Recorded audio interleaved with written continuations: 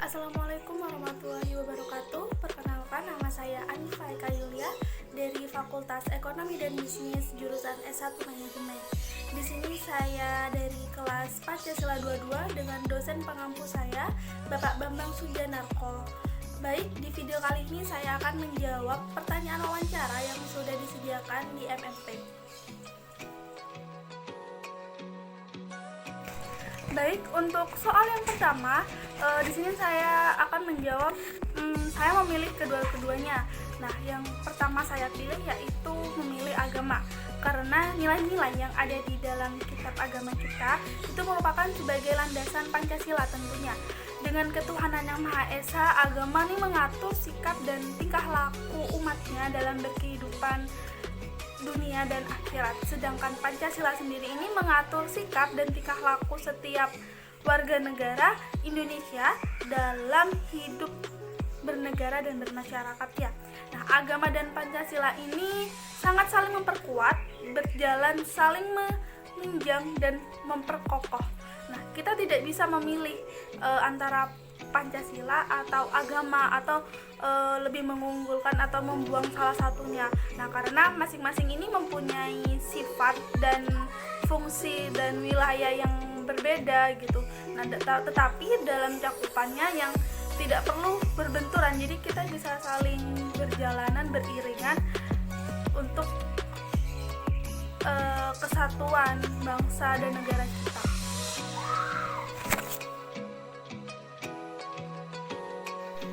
Baik, di sini saya akan menjawab soal nomor 2. Nah, jika kita lagi menghadapi perselisihan tentang agama dengan teman kita, tentang berselisih perbedaan agama, kalau menurut saya kita boleh membicarakan tentang pendapat agama, tentang agama yang kita anut teman kita, atau kita lagi mau berdiskusi. Tetapi di sini kita juga harus mempunyai rasa toleransi yang tinggi juga. Kita tidak boleh kita ini tidak boleh terlalu menyalahkan mereka, karena mereka tidak sependapat dengan kita. Nah, jalannya yaitu dengan kita harus bermusyawarah, kita harus mendamaikan pikiran kita. Kita juga tidak boleh semena-mena karena menganggap agama kita tuh paling baik, itu tidak boleh. Jadi kita tuh baik, di sini saya akan menjawab pertanyaan nomor 3. Nah, 10 masalah yang ada di Indonesia saat ini yaitu yang pertama, urgensi memperbaiki kuantitas dan kualitas pertumbuhan ekonomi. Lalu yang kedua, ada daya beli stagnan di tengah inflasi yang cenderung rendah. Lalu yang ketiga, ada daya saing yang kalah dari negara-negara lain. Lalu yang keempat, dilema pertumbuhan ekonomi versus impor. Lalu yang kelima, ada deindustrialisasi terjadi lebih cepat. Lalu yang keenam, logistik menghambat tumbuhnya perdagangan. Yang ketujuh, revolusi industri 4.0 hanya euforia dan tidak siap. Dan yang kedelapan, kinerja pajak rendah dan rasio utang meningkat. Lalu yang 9, ada dana desa yang bermasalah. Lalu yang nomor 10, ada inkonsistensi kebijakan subsidi energi. Nah, menurut saya yang perlu kita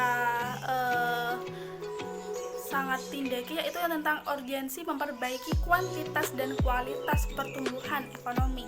Mengapa? Karena Indef mencatat Indonesia mengalami pertumbuhan ini dengan rata-rata 5,27% dalam 2 dasawarsa terakhir, yaitu dari tahun 2000 sampai 2018. Namun untuk keluar dari jebakan status bernegara berpendapatan menengah dan menjadi negara maju, laju pertumbuhan tersebut tidak cukup. Nah, selain itu Indonesia juga menghadapi masalah kualitas pertumbuhan ekonominya. Nah, sebab angka kemiskinan, ketimpangan sosial dan pengangguran masih sangat tinggi. Nah, porsi PDB juga masih 58,5% terkonsentrasi di Jawa dan mengalami peningkatan dalam 5 tahun terakhir ini.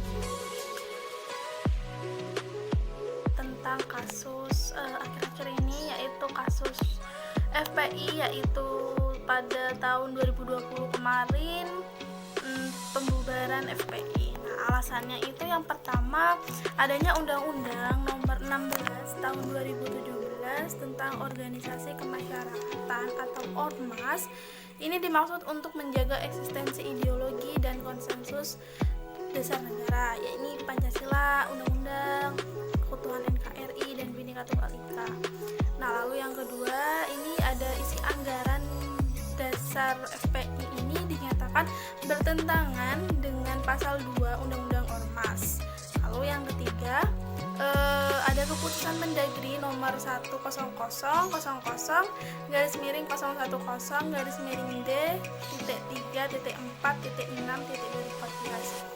Nah, ini tanggal 27 Juni 2014 tentang surat keterangan terdaftar atau SKT. FPI ini sebagai ormas ini berlaku hingga 20 Juni 2019 dan sampai saat ini belum memenuhi syarat untuk memperpanjang SKT. Lalu untuk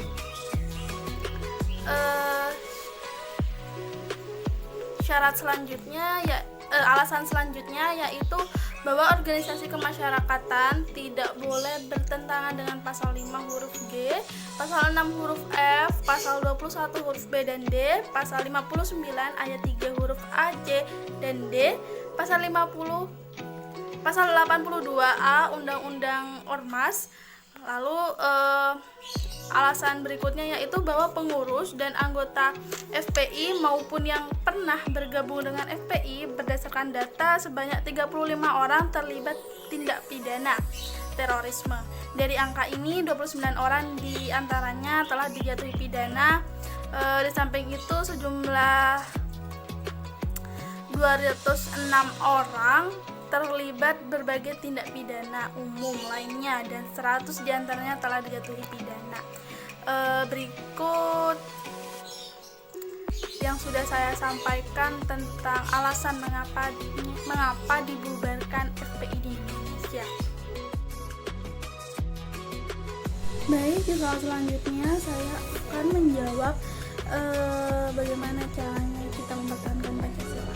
Nah, mempertahankan Pancasila ini, keberadaan Pancasila mampu menyesuaikan dengan perubahan dinamika bangsa Indonesia. Terlihat sejak proklamasi kemerdekaan pada 17 Agustus 1945 hingga era sekarang, kedudukan Pancasila sebagai dasar negara dan ideologi negara adalah kesepakatan yang sudah benar-benar final.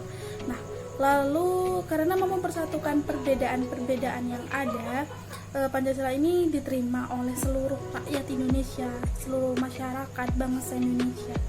Artinya Pancasila mampu menunjukkan sikap menghargai sesama manusia, tetap mempertahankan HAM-nya juga. Nah, cara untuk mempertahankan Pancasila ini yaitu mengamalkan nilai-nilai luhur Pancasila itu sendiri, tidak mengubah, menghapus, dan mengganti unsur-unsur yang ada di dalam Pancasila. Lalu mengganti Pancasila berarti mengancam keberadaan negara Indonesia ini.